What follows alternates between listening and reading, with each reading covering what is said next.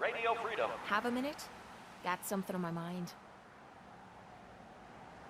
Is something wrong? I dunno. You tell me. After Tommy stuck me with you, I was expecting to hate your guts. Not only because you agreed to pick up me contract, but because I was waiting for you to order me around like hired help. Now, so far, you've been treating me like a friend. Hell, you've been damn near nice to me. Now, I don't mean to sound ungrateful, but your kindness is starting to make me wonder. If there's anything I learned in the combat zone, it was that nobody does things for other people without expecting something in return. What exactly do you think I'm expecting in return? Who knows? Doing your laundry, taking a bullet for you, hauling your gear. What's the difference? I don't think I'm getting through to you. Let me explain what I mean, then maybe you'll understand where I'm coming from. I spent 3 years living at the combat zone. Smelled like puke and piss, but I called it home. I was making a few caps, had me own bed to sleep in, and 3 hot meals a day. Then the raiders took over the place. You know that lot. You aren't exactly what you'd call the gentle type. After they moved in, if you didn't keep looking over your shoulder, you were liable to get sucker punched or robbed. Or worse. Didn't take me long to learn that I had to put my hard-earned caps to good use. Buying friends was essential to making life easy. So, I guess I'm waiting for you to hand me a bill. You know what I mean? Why are you so paranoid about debts? I really don't want to talk about it. I'll tell you what. Give me some time and I'll think of something I can do to repay you. I'm not a rich girl, but I'm sure we can agree on something. After all, what are friends for?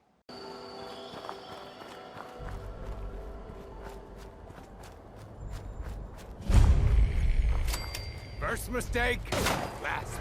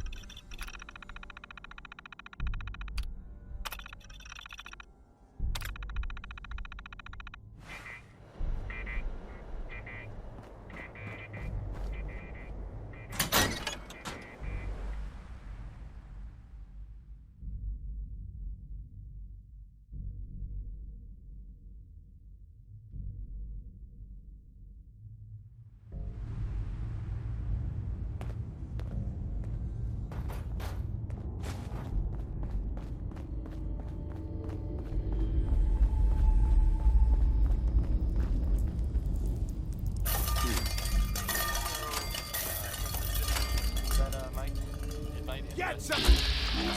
Not. Hang on a minute, and I'll go back to the music.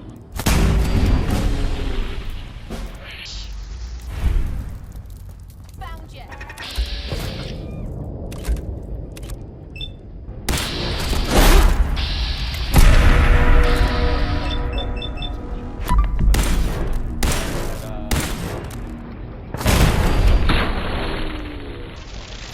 Mean that's it?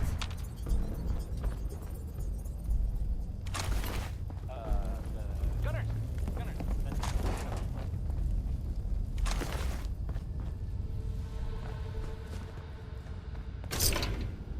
Security's too good. Need some? You have time to talk now. Still have something important to say. Is it important? Yeah, I'd say it is. Got a lot to do with our little partnership. What do you think? Go on. I'm not sure how to put this. We've been on the road together for a while. And we've taken some hard knocks. But through all that crap, I notice you've always been sticking by me. You know, watching me back and making sure I don't do anything stupid. I think maybe it's time to tell you a little bit about who you're traveling with. There's no reason for us to keep acting like we're strangers. I appreciate your trust. Well, you're the first to earn it. It all starts with two wastes of humanity I suppose you could call me parents. I'm convinced I was a mistake, because I can't remember a single moment that they treated me like their daughter. I was yelled at and beaten. Everything I did was wrong. Nothing but a nuisance in their eyes. The whole time I was telling myself that they had to love me, even if it was just the tiniest bit, because they never kicked me out. Then me 18th birthday arrived, and I found out why they kept me around. They slapped a shock collar around me neck and sold me to slavers. They didn't even care enough about me to say goodbye. 18 years of suffering through that shite, and all I was worth to them was a pocket full of caps. Why didn't you run away? I tried. Twice. The first time I did it, they locked me in a shed outside of the house we lived in. The second time, they broke one of my legs. My God. I'm so sorry. Thanks. But there's more to the story. It would be easy to blame me charming personality on me parents, but they didn't make me this way. I did. I was with those slavers for 5 years. Roughest 5 of me goddamn life. The things they made me do. The way they use me for their amusement. It sickens me to me stomach even thinking about it. But I bided me time and learned to use their own methods against them. Stealing a few caps out of a sleeping man's pocket is a piece of cake. As long as you don't get greedy.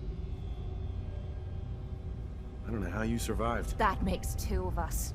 It took every ounce of patience I had. But after 5 years, I had finally pocketed enough to buy me own way out of there. But instead of heading off to try and repair the shambles of me life, I gave in to me rage and I headed home. You can imagine the look on me parents' faces when I kicked open their door. What you can't imagine is what they looked like after. After I emptied me gun into them. How could you kill your own parents? How can you call them parents? They were opportunists who were taking advantage of a human being just to make a few caps. If I'd come out of that bitch of a mother deformed, they would have drowned me in the river and started again. They didn't give a shite about me. So I didn't give a shite about them. End of story. You did what you had to do. Did I? When I close me eyes, all I can see is their faces twisted with fear. And then my mind starts wandering and I start judging myself. And it's ripping me the fuck apart. You'd think I inject myself with all that shite and drink myself drunk because I'm a tough Irish girl. I do it so I can forget and move on with my miserable life. So there you are. The entire flawed package known as Cait, stripped bare for your perusal. Why judge yourself? My parents sold me into slavery. But did they deserve to die for it? Yeah, I took some hard knocks as I was growing up. But they fed me and kept me from glowing with rads. This is the kind of crap that starts me mind wandering and drives me literally to drink. I guess I'm just waiting to hear what you think of me now. Don't worry. I haven't lost faith in you. I knew I was taking a chance telling you all this. I'm just glad I haven't disappointed you. I'm always here for you, Cait. There's nothing you can say that would ever change that. Oh, well, that's not what I expected you to say. Sorry. I didn't realize you cared that much about me. And here I thought I was being stupid, bothering you with me problems. It feels good to know if I need you, you'll be there for me. And I'll always be there for you too.